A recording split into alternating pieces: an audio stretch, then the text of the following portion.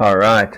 So we're still on these first two objectives. I know we just did a video on it, but I want to go into a bit more detail. So class 1 levers are where the fulcrum is between the load arm and the effort arm.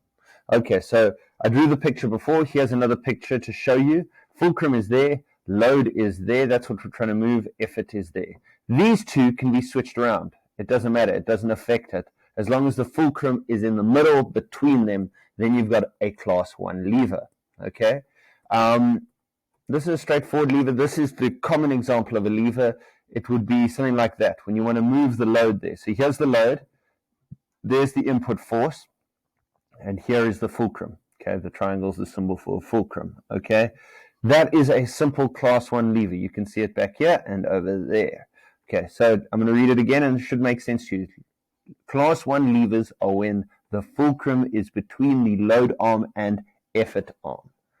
Now, it's hard to remember these things, so what I always do is always think of one example for a class 1 lever, and that's the way I remember where the fulcrum is, where the load, and where the effort is. So for me, it's something like this, or a seesaw. I know that is a class 1 lever, and it makes it easier for me to remember.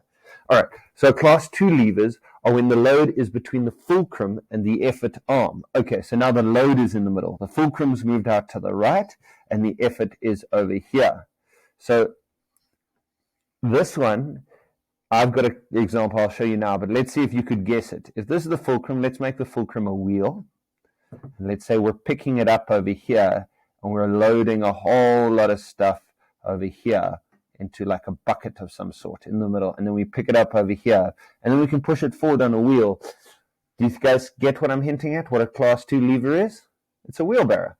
See, there's the fulcrum over there, there's the load, and there's the input force, okay?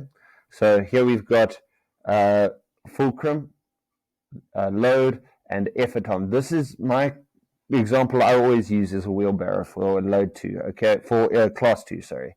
All right, load in the middle with class 2, fulcrum in the middle with load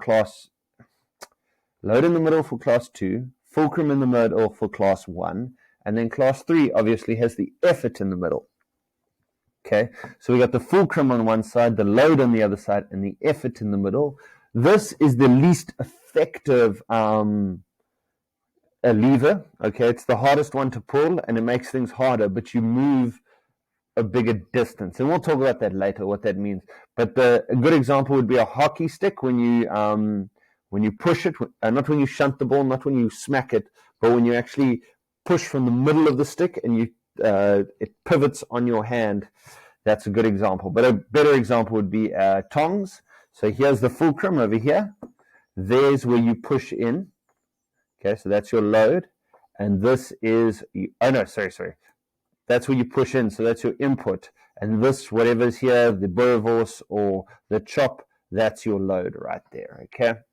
All right, so that's class 3 levers. So third class levers or class 3 levers, effort is in the middle. Class 2, load is in the middle, and class 1, fulcrum is in the middle. All right, next video we're going to do some examples. So there'll be a lot of pausing in that one and a lot of practice with this. Let's see if we get it. All right, boys, good luck. See you in the next video. Cheers.